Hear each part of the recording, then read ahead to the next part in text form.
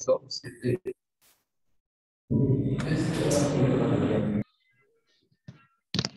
allez très bien? Oui, je vais très bien, je ne sais pas vous. Oui, ça va. C'est pas la fatigue, hein? Sinon, ça va. D'accord. Vous êtes à combien de Ok. pourcents là? Pardon? Combien de pourcentage de votre batterie? Oui, à 13% là. Ça D'accord. descendait toujours. On va évoluer. Bon, Hmm. super. Je pense l'autre fois, je vous ai laissé un lien. Je ne sais pas si vous l'avez consulté peut-être sur la vidéo. Euh, Ibrahim Chauvin. Vous l'avez suivi, hein? Oui, oui. C'était la vidéo combien? C'était la 12e. La deuxième. 12e. 12. C'était pas 13? Hmm. Non, c'était 13. 12, on avait Non, vu la c'était gestion des 13. risques. Oui, la gestion des risques. Attendez. Sur 12, là, on a vu la gestion des risques. C'était ça, non? 13, c'était Hmm. où ça serait comment prendre son premier trade. Alors, c'est 12 ou 13 que je vous ai envoyé l'autre fois. Puisque quand on évolue Attendez, avec... moi, j'ai vérifié. D'accord, vérifiez un peu.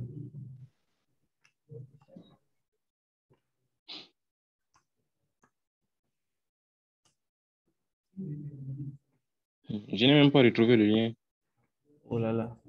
Oui. Vous avez supprimé vos messages WhatsApp ou vous avez à nouveau installé Non, WhatsApp? j'ai toujours les messages là. Hein? Bon, Attends. d'accord. En fait, 12, je pense, ça, C'est la 13e vidéo. super, 13e, oui. Puisque la gestion des risques, je pense qu'on a fait ça avec vous, hein. Hmm. Bon, généralement, la gestion des risques, en trading, c'est une stratégie globale qui vise à minimiser vos pertes et à protéger, c'est pas moi, le capital de votre compte de trading. Donc, vous Hmm. travaillez de façon à pouvoir minimiser vos pertes, OK? Puisque les pertes existent en tout cas. Hmm.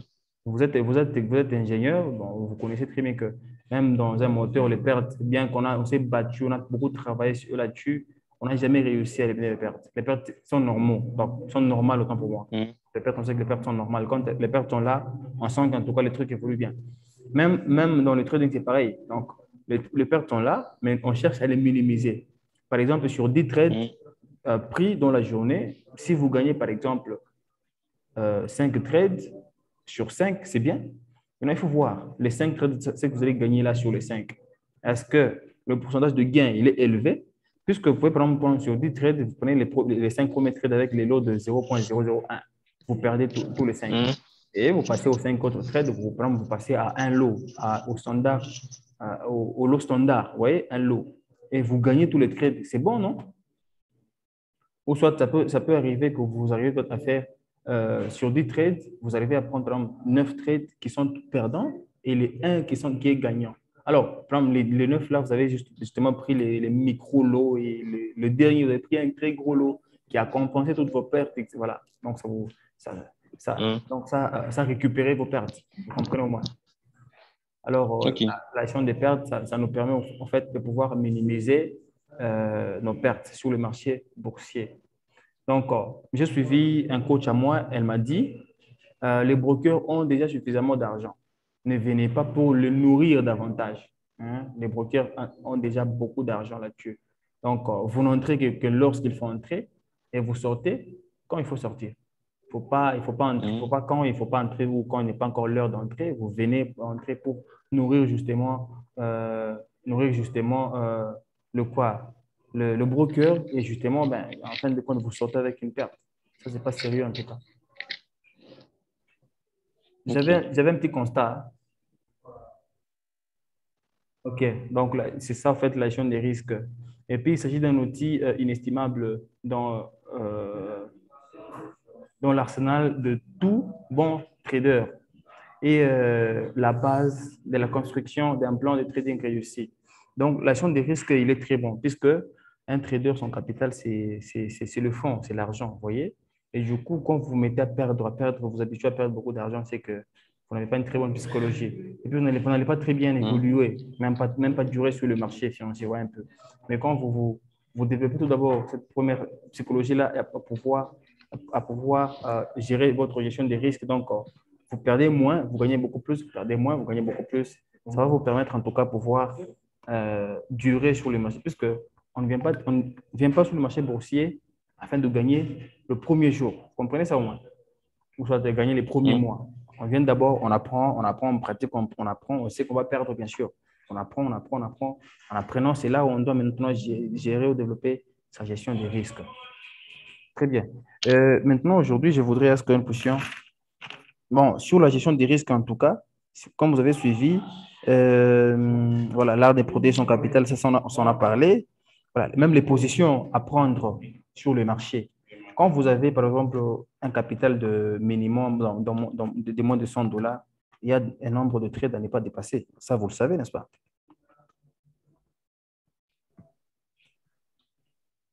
Par exemple, vous avez 100 dollars, l'autre a 200 dollars, Mhm. l'autre a 500 dollars. Il y a un nombre de trades à prendre et un nombre Mhm. maximal à ne pas dépasser. Quand vous dépassez cela, donc vous devenez, donc vous avez pris beaucoup de risques. Alors, il faudrait peut-être Mhm. réduire le nombre de positions afin de pouvoir bien gérer ces trades-là. Puisque si, par exemple, vous avez un trade, c'est facile pour vous de pouvoir le gérer.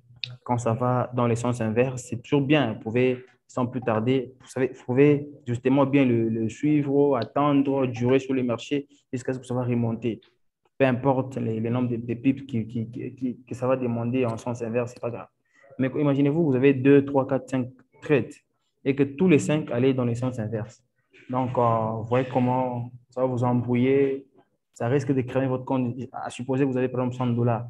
Vous prenez 5 trades avec des lots par exemple 0,5. Et du coup, vous êtes en perte, Mhm. vous êtes dans les risques. Une fois ça allait en sens inverse, hein, imaginez-vous, nous, aujourd'hui, on fait le boom et le crash. Imaginez-vous, ça va dans les sens inverses, Mhm. ça prend beaucoup de pips. Vous avez le risque de pouvoir quitter le marché et puis voilà, cramer votre compte. Alors, il faut bien veiller à ça. Bon, pour commencer, moi, je vous demanderais peut-être de ne pas dépasser 3 trades. En plus, les 3 trades, là, c'est la moyenne. Donc, il ne faut pas dépasser 3 trades. Peut-être 2, Euh, en- en- maximum Il y a, 3 trades. il y a quelque chose qui ne va pas avec les crashs et les booms. Puisqu'avec les crashs Oui. et les booms plutôt, si vous mettez les stop loss, par exemple, à Ah, 10 ou ok, si, ok. si il y a donc si ça descend par exemple, si c'est sur le crash, ça descend brusquement. Si ça descend brusquement, ça Hmm. ne respecte pas les stop loss. Donc ça respecte la descente là de la bougie qui descend. Donc ça va prendre tout la quantité de l'eau et ça va impacter aussi sur le capital. Je Ça ne va pas vous, respecter le je stop vous loss. comprends. Avec les booms et les Mm. crashs, c'est comme ça. C'est un très bon constat que vous avez fait. Les booms et les crashs, en fait, nous-mêmes, on déconseille aux gens de trader en 1 minute. C'est en 1 minute où vous voyez les longues bougies apparaître, généralement. Mm. Quand vous allez bon, en 15, 30 minutes, 1 heure, c'est quand même bien. OK? Donc, si vous traitez les Mm. booms et les crashs, en tout cas, il ne faut pas le faire en 1 minute. Ça, c'est déconseillé, puisque Mm. vous n'avez surtout pas la gestion de ces spikes-là. Mieux vaut aller C'est en ça une même le heure. problème. Oui, mieux vaut aller en 1 heure. Puisque là, quand vous mettez un stop loss, ça va vraiment respecter.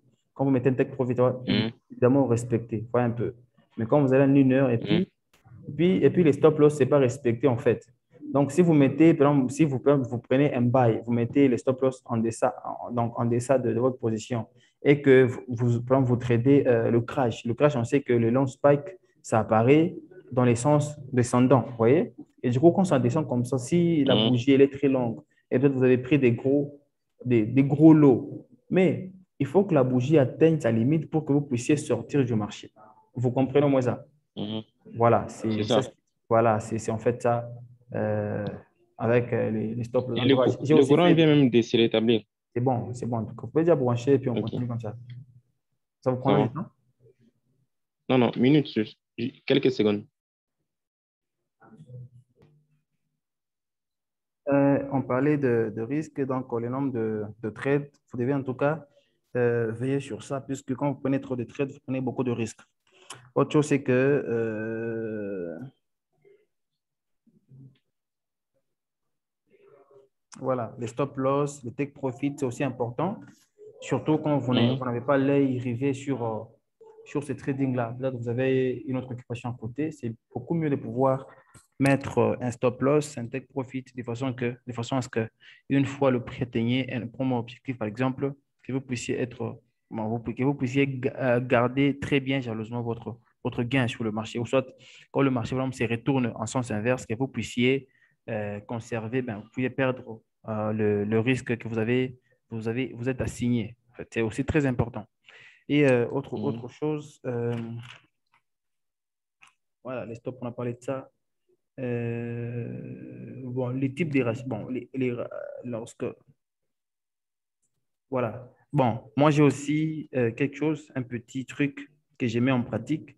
Moi, j'hésite vraiment, bon, c'est une stratégie à moi, hein. En fait, moi, j'hésite vraiment à pouvoir couper les trucs, quoi ça, les, euh, les traits en négatif, vous voyez, en rouge. En fait, généralement, Mhm. quand je vais couper un trait, même si je suis pressé, j'aime bien le couper en bleu. Ça, c'est ma stratégie.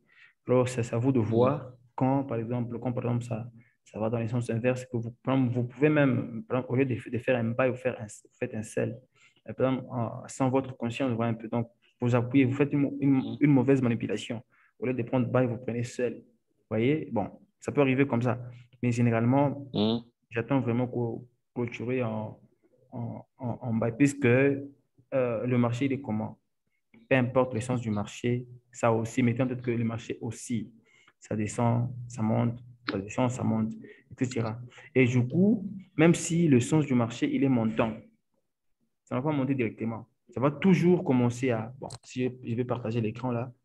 Euh, donc, le sens du marché, il est comme ça. Il aussi, il fait ça, il aussi, il fait ça, il aussi, il fait ça. Donc, même si le sens, il est montant, quand même, on a vu que là, on était au niveau bas, là, on est remonté. Au lieu de continuer comme ça en montant, vous voyez, lui, là, il est encore descendu là-bas. Il a encore monté, il est descendu là-bas. Il est monté, Mhm. vous voyez, il est monté là-bas, descendu là-bas, monté là-bas, etc. Jusqu'à ce que, voilà. Et partout là, on respecte en tout cas certaines zones, hein. On respecte certaines zones, on respecte, etc. Donc le marché n'est pas plus bête que ça. Et du coup, on a vu la loi des dos l'autre fois. On dit qu'un marché qui est montant, c'est un marché qui a les sommets de plus en plus hauts et les creux de plus en plus hauts. Vous voyez? Donc là, le premier, le deuxième, le troisième, quatrième, cinquième, etc. OK. Donc, c'est comme ça, en fait. Même si le marché est montant, mettez en tête qu'à un certain temps, ça va descendre pour prendre l'allure et puis voilà, remonter à nouveau. À part ça, Mhm. quoi d'autre? Les ratios, en fait. Les ratios, euh, voilà, les types de ratios, en fait. Les ratios, c'est le gain sur perte. Vous voyez? Le gain Mhm. sur perte. Alors, ça c'est un terme facile en tout cas. Quand vous dit le type de ratio, votre ratio en tant que trader, la formule, c'est les gains sur le perte. Combien vous avez gagné? Par exemple, si vous avez gagné 100 dollars, combien vous avez perdu? Si la perte est de 50 dollars, ben, vous êtes dans les bons. Donc, le ratio, c'est 2, n'est-ce pas? Mhm. Donc, votre ratio, il est bon. Donc, quand il est au-delà de 1, c'est bon. Par exemple, parfois, bon, quand vous vous rendez compte que, par exemple, vous avez gagné 100 dollars et puis vous avez perdu également 100 dollars, ben, là, on voit que le ratio, il est 1. Là, c'est rien, c'est l'élément neutre. Vous n'avez pas gagné. Mais c'est beaucoup Mhm. mieux que ce soit en tout cas au-delà de 1. Par exemple, 1,5, 1,57, même 2, au-delà de 2, 2,5, vous voyez. Donc, quand le ratio est au-delà de 1, en tout cas, vous êtes un bon trader, puis continuer comme ça. Ok. Voilà. C'est aussi important. Il faut vraiment veiller sur ça. Maintenant, la leçon qu'on va Mhm. voir aujourd'hui, c'est la troisième vidéo qui va maintenant nous montrer comment prendre son premier trade. Je pense que La 14e ou bien la 3e? c'est la 13e que vous avez suivi l'autre fois. La... Bon, on fait Oui, oui, donc. un petit récapitulatif. Comment prendre... Mhm. En fait, je sais déjà que vous tradez. C'est déjà bon. Donc, comment prendre son premier trade, ça ne vous intéresse pas trop à 100%. Mais il y a toujours des choses Mhm. qui peuvent vraiment vous aider dans ce que vous êtes en train de faire. Donc, qu'est-ce que vous allez faire sur le marché quand vous entrez? Tout d'abord, soit quand vous ouvrez le marché, en fait, vous pouvez ouvrir votre application de trading. Qu'est-ce que vous allez faire en premier? Il y a deux positions, il n'y a que deux positions sur le marché. Achat, Mhm. achat, bon, il y a achat, buy et vente, sell. Qu'est-ce que vous allez faire sur le marché? Vous allez acheter, vous allez vendre. Quand est-ce que vous pouvez acheter et quand est-ce que vous pouvez vendre? Tout cela sont des questions aussi importantes que tout trader doit Mhm. devoir répondre. Parce qu'avant, on ne peut pas entrer comme ça. On entre sur le marché. Qu'est-ce qu'on va faire sur le marché? Ou on appuie seulement, on fait les bouliniers, on appuie le bouton qui sera, c'est pas moi, placé au premier, voilà, donc à la première place. Non, non, c'est pas ça. On doit savoir, j'achète. Pourquoi j'achète? Je vends. Pourquoi je Mhm. vends? On ne peut pas entrer parce que tout le monde a acheté, j'achète aussi. En tout cas, le trading, ça a beaucoup de réalité, hein. J'ai suivi un coach. Mhm. Qu'est-ce qu'il m'a dit? Il m'a dit, généralement, c'est quand tout le monde achète que vous devez vendre. Vous voyez ça? Et quand tout le monde Mhm. vend, que vous devez acheter. Puisque je vous ai dit que Pourquoi ça? c'est ça, en fait, les trading. Donc, c'est ce que j'étais en train de vous dire, en tout cas. Récemment, je vous ai dit que le marché, il est parfois manipulé. Il est parfois manipulé. En tout cas, ça, vous devez mettre en tête en tant que trader. Bien qu'on vous dira que le marché, il va de soi, parfois, il est manipulé. On verra que lorsque tout le monde prend une position telle, le marché commence à osciller. Commence, par exemple, quand le marché allait comme ça, en montant, pendant tout le monde prend buy, achète, achète, tout le monde achète, achat, achat. Maintenant, quand tout le monde achète comme ça, le marché devient lourd. Ça n'augmente pas avec la vitesse à laquelle le marché augmentait. Donc, ça prenait de la valeur. Et du coup, Mhm. un trader souple, à partir de là, il se dit, moi, je n'achète pas. Je vais vendre. Puisque quand il y a beaucoup d'acheteurs qui entrent sur le marché, ils vont influencer le marché, le marché va devenir lourd, ouais, un peu. Puisqu'on dit que c'est la loi de Mhm. l'offre et de la demande. Pardon, on fait ceci, voilà. La loi de l'offre et de la demande. On met une personne là au milieu, ici il y a une corde, ici il y a une corde. Voilà. Maintenant, il y a deux personnes qui ont déjà tenu, qui sont en train de tirer de part et d'autre. Vous voyez? Par exemple, ici c'est l'achat, Mhm. ici on prend la vente. Alors, ici, ici de ce côté, ici, du côté achat, nous avons beaucoup de gens. On sait très bien que ces gens-là, ils vont influencer le marché, ils vont tirer les traders, ils vont tirer les gens qui sont de ce côté ici vers là-bas. Maintenant, sur le marché, ce n'est pas le cas. Quand ici, les acheteurs deviennent nombreux, le marché ne va surtout pas monter. Il va devenir lourd. Il va maintenant aller dans le sens où il n'y a pas beaucoup trop de sollicitations. Vous me comprenez au moins? C'est Mhm. c'est en ce moment-là, je vous ai dit que quand tout le monde achète, vous pensez vendre. Puisque, bon, même si les vrais sens, après toute analyse, le vrai sens du marché, c'est montant. Mais vous, essayez un peu de vendre, faites même le scalping, puisque ça doit toujours chuter, tomber un tout petit peu, pour essayer de mettre à l'écart certains traders. Puisque vous voyez, les traders, ils ne sont pas parfois malins. Quand ils se disent, ils se rendent compte que le vrai sens a été manifesté. Donc, le vrai sens est visible du marché. Beaucoup, ils vont venir, ils vont entrer sur le marché, ils vont vendre, vont prendre ici, acheter, ils vont acheter, acheter. Il y a des gens qui peuvent prendre 10 positions, achat, achat, achat. Mais le marché, il va comprendre. Il y a des gens, c'est surtout les moins professionnels qui font ça. Il n'a pas beaucoup de capitaux, Mhm. mais il faut quand même gagner beaucoup. Et du coup, une fois le marché aller dans les sens inverses, même à 10 pips, automatiquement, le gars, il sort du marché, il crame son compte. C'est pour cela que le marché va Mhm. essayer un peu de chuter un tout petit peu. Ça tombe un peu là-bas. Ça fait sortir quelques personnes, hein, quelques gars là, gourmands. euh, ça les fait sortir du marché, puis ça remonte, ça répare maintenant. Là, maintenant, les gens qui étaient patients, qui avaient pris des petits lots, qui étaient patients, qui attendaient, Mhm. alors que les retracements du marché, là, ils peuvent maintenant entrer et puis voilà, bouffer tranquillement leur dollar. Vous comprenez au moins? Mhm. Alors, c'est ça en fait. Donc, c'est ce que je voulais vous dire. Quand vous voyez que tout le monde, bon, c'est vraiment difficile de le voir, hein, mais il y a quand même des sites Internet. L'autre fois, je vous ai cité quelques sites. Là, vous pouvez aller consulter l'actualité des traders. Vous allez voir combien de gens, comme avec le Forex, je vous ai cité Dili, hein. Dili, moi je suis là-bas. Je vois là-bas. Si vous allez sur Dili, c'est en anglais, D, hein, DI. daily, journalièrement. En français, daily. C'est pas moi si j'ai bien lu ça. Daily. Bon, je vais vous écrire ça après. Quand vous allez là-bas, on vous montre le nombre, on vous montre les actifs qui sont les plus vendus, les actifs qui sont plus achetés. Et puis, quand vous prenez même une paire de devises, euro-dollar, on vous montre même les pourcentages des acheteurs sur cet actif-là et les pourcentages des vendeurs sur ces mêmes actifs-là. Vous voyez que c'est un avantage, non? Et du coup, vous pouvez vous dire Oui. que il y a parfois, vous allez, par exemple, vous allez les gold. Voilà, les gold, par exemple. Bon, j'efface d'abord tout ce qu'il y a là-bas. Par exemple, les gold. Vous voyez les gold là-bas. On vous dit que les taux d'achat, par exemple, les gens qui achètent, ils font 87%. Oui, c'est bien, c'est une information supplémentaire. Maintenant, vous allez maintenant rentrer, un mon trader, 87%. Vous allez maintenant rentrer. Ce n'est pas que comme il y a 87% qui achètent, vous devez aussi aller sur le marché comme acheteur. Vous devez maintenant rentrer sur le marché ici, essayer d'ouvrir, voir ces graphiques et voir ces marchés, comment ils se présentent. Si vraiment il est en train de monter, ben vous pouvez aussi entrer, vous achetez aussi. Comme ceux-là qui sont là, les 87%, vous achetez aussi. Mais si il y a un petit souci, un retracement, là, vous devez rester à l'écart, soit vous allez en sens inverse, soit ben, vous faites le scalping, soit donc, on voit un peu.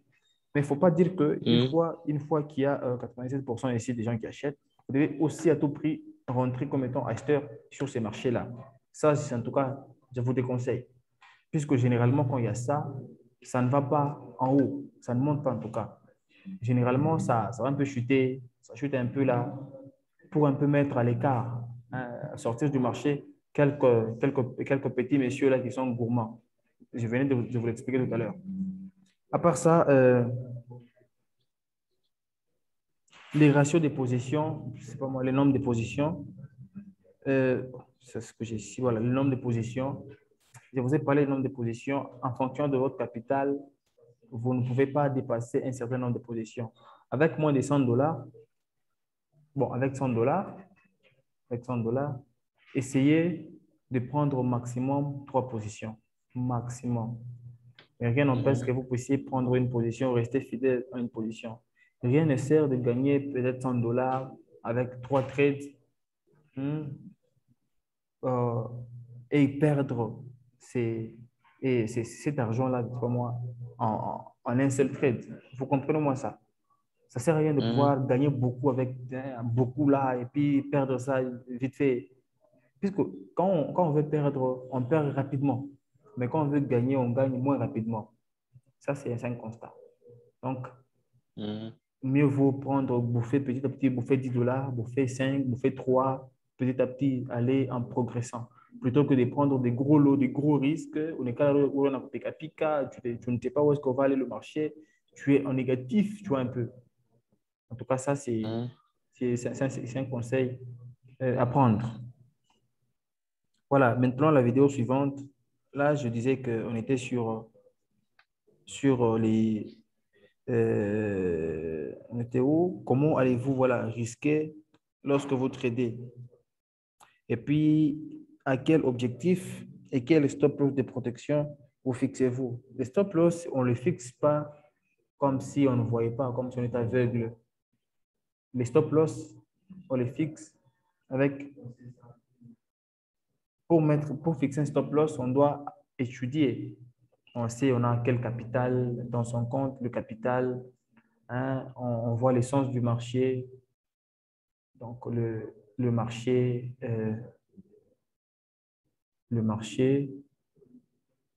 voilà. Et puis voilà, on va voir, hein, on va voir, bon, vous avez votre capital, vous avez le marché, puis même le nombre de trades que vous allez prendre, nombre de trades, c'est aussi important puisque vous pouvez déjà avoir 2 positions là dans le marché, déjà en cours. Vous voulez prendre une 3e position. Tout ça là, ça entre en compte, le capital, le marché, le nombre de trades. Il y en a beaucoup, hein. Quoi d'autre pour prendre les stop loss? Et puis, bon, OK. et puis les analyses, en fait. Bon, le marché, analyse. En fait, les analyses, en tout cas là-bas, analyse. Et du coup, quand vous faites des bonnes analyses, vous pouvez maintenant vous dire, moi j'ai 100 dollars. Je prends, par exemple, voilà, et aussi les lots, hein, puisqu'en en Forex, on parle de lots. Euh, Mhm. moi, j'ai peu d'argent, je prends les plus petits lots. En Forex, bon, je pense que c'est ça, le plus petit lot. On prend les plus petits lots et puis on regarde la paire de devises qu'on va prendre. Si c'est, qu'est-ce qu'on peut prendre là? Bon, prenons seulement les euro-dollars. On prend ça ici, euro-dollar. Et du coup, on a quoi ça? L'actif là-bas, on a le lot, on sait le capital qu'on a, on regarde le marché, le nombre de trades que vous avez déjà pris. OK? Là, c'est le lot, là, c'est l'analyse. Mhm. Et du coup, vous dites que si je veux entrer sur le marché, par exemple, avec 100 dollars que j'ai, bon, je décide de perdre 10%. Vous voyez? 10%, c'est Mhm. 10 dollars. Vous voyez? Là, vous allez entrer, par exemple. Mhm. Bon, c'est pour un exemple. Quand vous entrez là-bas, vous dites, j'entre là-bas, j'entre là-bas en achat, en bail. Et du coup, je sortirai par là. Donc, fin position là-bas. Alors, ça ne suffit pas. Vous entrez par là. Maintenant, le stop loss, comment il se Mhm. place? Est-ce que j'ai même pas encore ouvert ma plateforme ici? Le stop loss, comment il se place? J'entends un peu que ça s'ouvre. Et si on peut aller là-bas, euh, les stop loss, voilà. On va même utiliser mon graphique ici.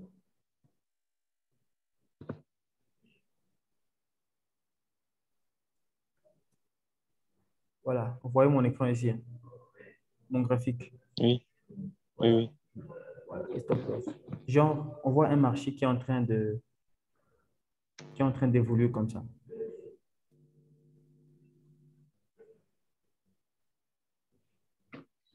Qui est en train d'évoluer comme ça. Oh là là.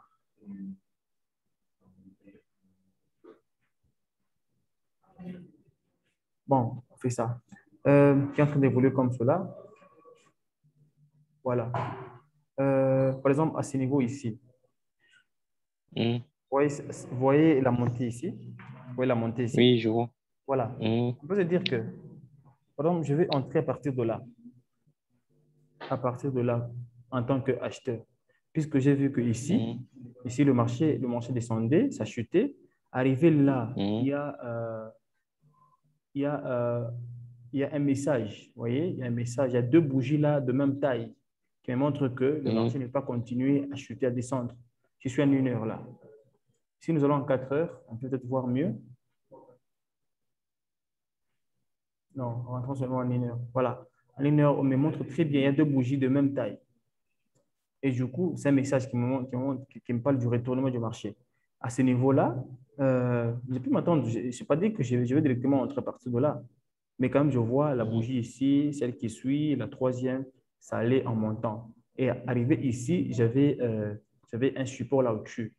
J'avais un support là-bas. Mhm. Taper au support, ça, c'est un peu de changer d'essence et puis c'est reparti à la hausse. Alors, quand le marché, ça venait de là pour chuter, pour perdre des valeurs, vous voyez, là, il y a un niveau important Mhm. où le marché a visité, c'est descendu. Là, normalement, je devais encore avoir une zone ici. Voilà, à ce niveau ici, j'ai une autre zone. Voilà. Maintenant, quand le marché est monté là, c'est arrivé ici. Ce n'est pas un signal. Bon, ça ne me convainc pas que le marché va aller à la hausse. Ouais, un peu.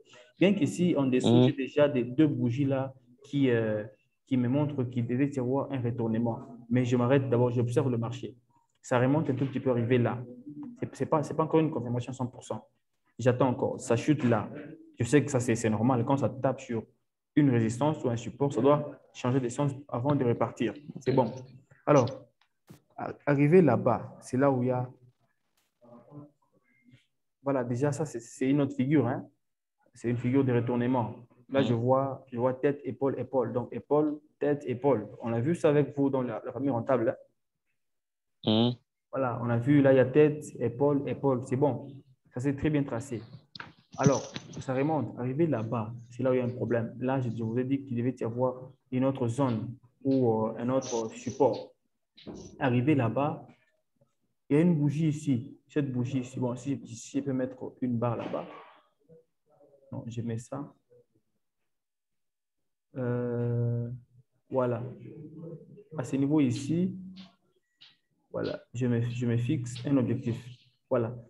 Non, non, légèrement au-dessus. Voilà, je vois qu'à ce niveau ici, vous me voyez, vous suivez mon curseur? Oui, oui. À ce niveau ici, Mhm. le marché a visité cet endroit ici. Ça a tapé, c'est remonté.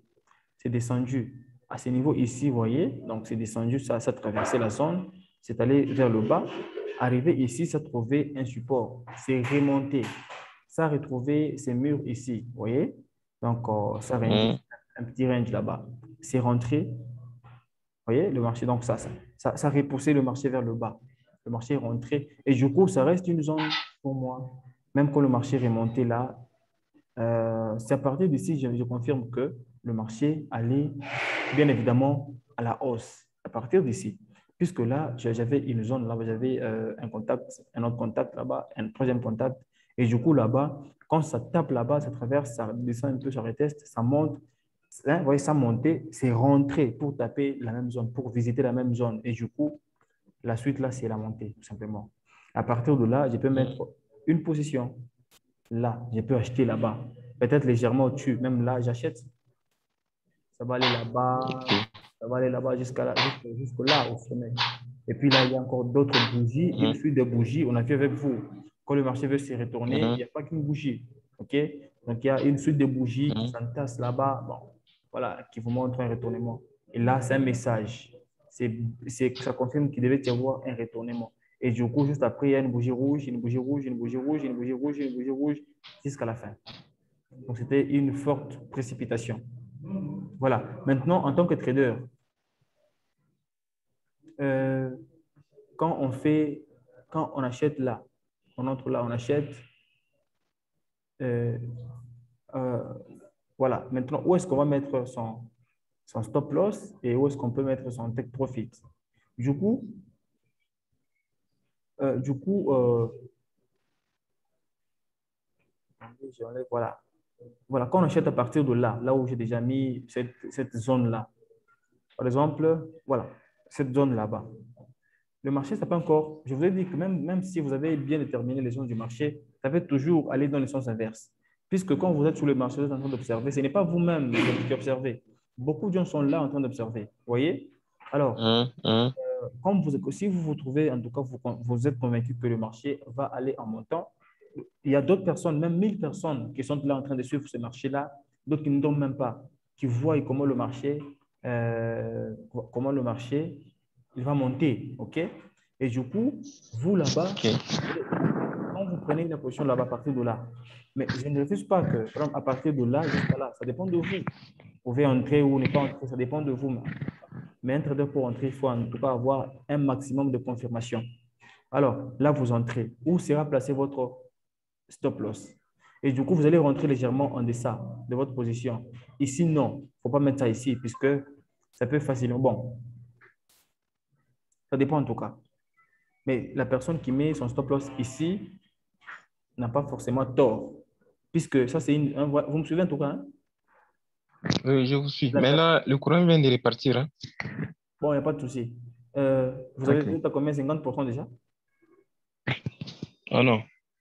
Ah, ça ne faisait que descendre puisque chez moi, Zoom prend beaucoup d'énergie. Oh là là. Bon, on évolue Là, quand je même. suis à 13. Quand ça va On descendre à évolue. 5, vous me faites signe oui. Alors, je disais que la personne qui place son stop loss là-bas, elle n'a pas tort, puisque ça, c'est une zone que Hein. le marché a visité à plus de 3 fois. On était là, ça visitait là, on était là, on était là et là encore. Vous voyez? Donc, à 3 reprises. Là, là, là, 3 reprises. Et du coup, là, c'est une confirmation pour la montée. Quand vous prenez la position là-bas en achat, bon, vous mettez un stop loss ici, ce n'est pas grave, c'est toujours bien. Mais par mesure de Hein. prudence, puisque ça peut encore revenir ici pour retester cette zone ici, vous voyez, ça peut encore revenir ici, sur Hein. cette zone ici, peut-être pour retester avant de repartir. On ne sait jamais. Alors, la personne qui mettra évidemment ici, par exemple ici. Puisque si ça descendait pour retester, là, ça va s'arrêter justement là. Peut-être ça peut faire quelques mèches là-bas, ça descend un peu, puis ça remonte. Et la personne qui met ici n'a pas complètement tort. Vous voyez? Alors, tout cela dépendra du risque que vous prenez. Vous avez quel capital et vous voulez perdre combien d'argent sur, bon, vous êtes prêt à perdre combien d'argent? C'est la question à se poser. Si jamais vous avez beaucoup d'argent et vous voulez prendre des gros risques, ce n'est pas grave. Vous pouvez même aller jusque-là, même jusqu'en deçà de ça. Vous voyez un peu, en deçà de ça. Puisque pour que le marché, en tout cas, dépasse cette zone ici, ce n'est pas une blague, hein, cette zone ici. Voilà pourquoi on vous dit qu'il y a des grands traders qui passent même un mois sur le marché. Ils prennent des positions au début du mois pour quitter le début de l'autre mois, du mois prochain. C'est tout à fait normal. Tout cela, ils tiennent compte de leurs capitaux. C'est des positions qu'ils prennent. Donc, c'est un peu ça. Alors, c'est ça. Maintenant, le take profit, bon, on maintient ici, puisque par exemple, vous voulez par exemple, perdre combien? Par exemple, 10% comme on a pris là. Bon, vous pouvez mettre ici. Ça faisant le calcul, on va voir les calculs, comment faire le calcul, comment perdre, où est-ce qu'on peut placer son stop loss, vous voyez, et du coup, voilà. Maintenant, ici au-dessus, ici au-dessus, quand on entre à partir de là, on doit se fixer un objectif. Déjà, j'avais déjà tracé ma zone ici, ma résistance, qui était autrefois support. Mais quand le marché a changé de sens, ça devient ma résistance. Après là, je sais que le marché va atteindre là, atteindre cette zone-là. Du coup, je mets mon premier objectif. Voilà. Et puis, je me dis, si le marché dépassait en tout cas ces niveaux, ça ira là-bas. Là, ça visiter, hein, là, là. Je me dis, je vais mettre mon objectif, mon prochain objectif là-bas, à ce niveau-là. Voilà, là, là, là, là. Voilà. Je vois que le marché s'est promené hein, tranquillement sur cette zone ici. Je me dis, non, coûte que coûte, le marché, en tout cas, il va visiter cette zone ici. Bon, il ne faut pas être trop gourmand. Mais déjà, comme j'avais déjà tracé une première résistance depuis très longtemps, qui est là-bas, si je suis trop gourmand et puis trop patient, je me dis, au lieu de mettre ici, je peux mettre là-bas, là-bas, sur la zone, sur la barre bleue ici. Je mets une résistance là-bas et puis voilà, j'attends. Je fais mon marché, j'attends. Je sais que j'ai un stop loss et du coup, les objectifs sont là. Une fois le marché est monté, arrivé là-bas, on me sort du marché avec la première position. Quand le marché rentre un tout petit peu, ça descend, ça n'a pas touché mon prix d'entrée là-bas. Ça n'a pas touché mon prix d'entrée là-bas. C'est reparti à la hausse. C'est reparti à la hausse. C'est arrivé là. Et voilà, on a vu que le marché a touché sans aucune inquiétude ma zone de résistance ici. C'est bon, ça me sort du marché avec un autre lot de gains que j'ai empoché. Et du coup, c'est bon, le trade, il est bon. Et après cette zone-là, j'ai vu que le marché, il n'est pas réparti. Okay? Le marché, il a atteint, puisque ici, j'avais une zone, la plus haute zone ici, vous voyez, et de l'autre côté, le marché a atteint cette même zone ici. Déjà, si j'étais un trader avéré, vigilant, je pouvais peut-être me dire qu'à partir d'ici, je ne prends pas les trades en achat. J'attends pour voir le marché. Vous me comprenez là? Oui, oui. Vous me comprenez là? OK. Je me dis que j'attends là, je ne prends pas de position à l'achat. J'attends. Et du coup, là, j'ai vu qu'il y avait beaucoup de bougies là qui n'étaient pas décisives. Hein? Donc, voilà. C'était là, bougie verte, bougie rouge, bougie verte, bougie rouge, bougie verte. Je vais agrandir.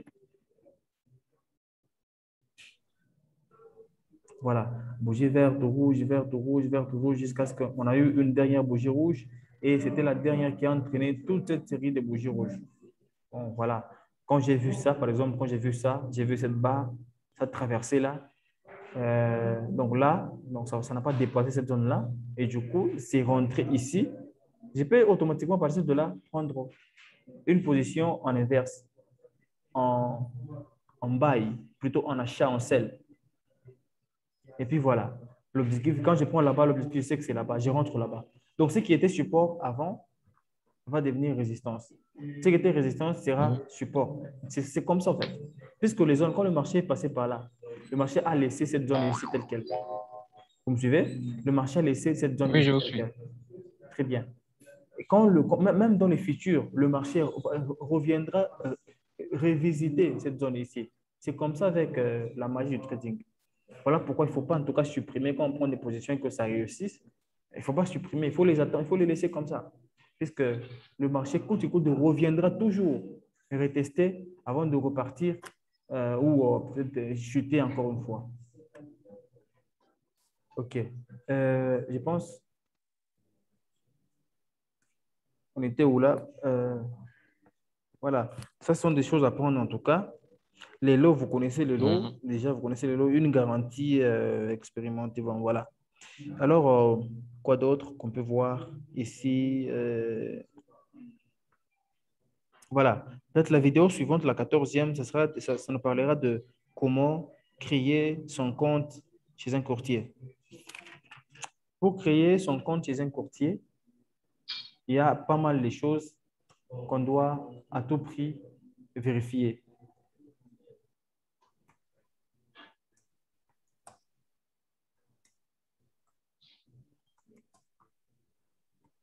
Voilà.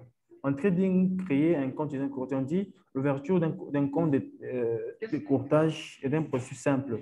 Vous pouvez généralement remplir une demande en ligne en moins de 15 minutes. Ben, il y a plusieurs courtiers, hein, il y a plusieurs courtiers, et du coup, chaque courtier a ses exigences, chaque courtier a ce qu'il demande en tout cas. Il y a des courtiers comme OK. ce qu'on a fait avec vous, avec XM. On ne fait pas la pub, mais quand même, c'est un courtier qui est beaucoup plus connu. On a demandé les justificatifs, OK? Ils doivent se Mhm. rassurer que vous êtes évidemment une personne qui a un domicile et puis qui est repérable dans la nature. Voilà pourquoi ça demandait tout ce que ça demandait, votre carte d'électeur, vos justificatifs domiciliaires, etc. Tout ça là. C'est important, oui. C'est comme vous allez ouvrir aujourd'hui un compte à la banque. Mais quand même, la banque, même si Mhm. la banque a besoin d'argent, la banque doit quand même se rassurer que non, non, monsieur Narcisse, il est bel et bien un humain, il est bel et bien un homme responsable qu'on peut localiser facilement en cas de problème, qu'on peut localiser, qu'on peut atteindre facilement. Voilà pourquoi vous allez laisser vos numéros de téléphone, vos adresses, tout ça. Peut-être, s'ils sont curieux, ils peuvent venir vous visiter. Et Mhm. dépendant du nombre du capital que vous allez devoir laisser dans la banque. Par exemple, supposez que vous allez avec 1 million de dollars. Mais ils peuvent se dire, mais vous faites quoi dans la vie pour amener 1 million de dollars? Vous voyez? Mais si Mhm. vous Mhm. avez un job qui justifie les 1 million de dollars, ben c'est bien. Ils vous font confiance. Ils peuvent, voilà, vous garder ça et puis quelques exigences. Et du coup, vous commencez à travailler avec eux. Voilà, maintenant ici, créer un compte chez un courtage. Il y a des petites choses aussi à savoir. Mhm. Euh, Mhm. Ici, on nous dit, bon, premièrement, on doit savoir installer sa plateforme de trading et la gérer. On a appris ensemble avec vous que la plateforme la plus utilisée en trading, c'est MT4, hein? Mhm. MT4, MetaTrader 4. Elle est la plus utilisée en tout cas sur ordinateur, sur tablette, sur, voilà, partout là. Alors, on doit apprendre comment l'installer et l'utiliser. Même l'utilisation d'une plateforme dépend aussi, est un facteur influent sur vos gains. Puisque si vous ne savez pas l'utiliser, même gagner, vous sera difficile. Ça, vous devez le savoir. Voilà pourquoi, quand vous installez une plateforme, vous devez apprendre à la maîtriser en tout cas. Deuxièmement, le courtier. Le courtier. Le courtier, on vous dira que c'est l'intermédiaire, c'est l'élément qui fait l'intermédiaire entre vous, le trader, et la banque, plutôt les marchés financiers. Un courtier, on dit agent qui met en rapport vendeur et acheteur. Donc, l'intermédiaire, c'est comme Mhm. le Christ, hein, les humains et Dieu. Ici, on dit élément qui met en rapport vendeur et acheteur pour des opérations de bourse ou de commerce. C'est ça le courtier. Donc, ça vous lie. C'est le courtier qui vous permet d'aller sur les marchés financiers. C'est le courtier qui vous permet de pouvoir stocker votre argent. C'est le courtier qui vous permet de Mhm. pouvoir, voilà, faire tout ce que vous voulez faire sur les marchés financiers. Ça, vous Mhm. connaissez déjà. À part ça, pour Oui. créer son compte de trading chez un courtier, on dit, voilà, ça j'ai déjà numéré les pièces d'identité qu'on peut demander, un document d'hébergement, bon, il y a des petits conseils qu'on donne. Hein. Il ne faut pas en tout cas aller être trop Mhm. bavard, leur dire au courtier que je suis étudiant. Il faut vraiment éviter. Quand vous êtes étudiant, OK. du coup, on vous limite. Hein. On vous limite Mhm. sur vos opportunités, tout et tout. Même le lot que vous pouvez commencer à prendre, ou même le plafond, peut-être sera limité. On sait qu'un étudiant, il est étudiant, il n'a pas d'argent, il n'a pas assez d'argent. Peut-être s'il pouvait s'attraper une somme d'argent, ça sera peut-être inférieur à 500 $, voire un peu. Alors, quand vous voulez un truc comme ça, Mhm. il faut évidemment éviter de pouvoir dire que vous êtes. S'il vous plaît, j'ai un appel, hein, je vous OK. reviens. Je suis à 2% aussi là. Oh là là, c'est bon. Bon, on va évoluer, on va continuer en tout cas. Je vais le rappeler juste après. J'étais où là? Ça va. Voilà, on était sur les courtiers. Et puis voilà, il faut en tout cas éviter d'être beaucoup trop bavard. Étudiant, quand on est étudiant, on peut dire je suis entrepreneur. Vous voyez, ça va beaucoup mieux hein, au lieu d'être étudiant. Mhm. Vous êtes là? Alors, comment choisir un Oui, je suis là. courtier? Comment choisir un courtier? Bon, on ne va pas aller beaucoup trop loin. Le courtier, euh, ce que je peux vous dire aujourd'hui en tant qu'un débutant ou les gens qui vont nous suivre, pour choisir un courtier, renseignez-vous chez les traders et prenez des témoignages positifs chez les gens qui traitent déjà. Ils vous diront non, non, tel courtier, il est sérieux. C'est déjà bon, c'est déjà suffisant. Déjà, nous, là, on sait qu'on utilise ça, c'est déjà bon. Alors, ici, on me dit que vous devez, ou nous devons éviter les courtiers qui donnent des avantages, qui donnent. Non, ça, c'est pas trop. Ça, c'est pas donné maintenant. Hein. Voilà. Voilà, donc on retient que quand vous voulez, par exemple, vous êtes là? Oui, je suis là, je suis là. D'accord. Je dis, quand vous voulez ouvrir, c'est mieux de pouvoir vous renseigner auprès des gens qui vous entourent, auprès des gens qui vous ont parlé du Mhm. trading. C'est beaucoup mieux en tout cas. Ils vous diront, non, ça prend moins de frais, de commissions, etc. Quand vous avez des bons témoignages, en tout cas, c'est une très bonne chose. Puisque tout cela, ça entre en compte. Un courtier qui prend beaucoup de frais de commission, ça, ce n'est pas intéressant. Là, on va parler de qu'est-ce qu'il faut regarder chez un courtier quand vous entrez, on vous parle d'un courtier, vous pouvez aller faire des recherches sur Internet. On doit parler, on doit aller regarder quelques paramètres bon, qui nous poussent, bon, qui sont liés en fait à la fiabilité du courtier. Il y a commission,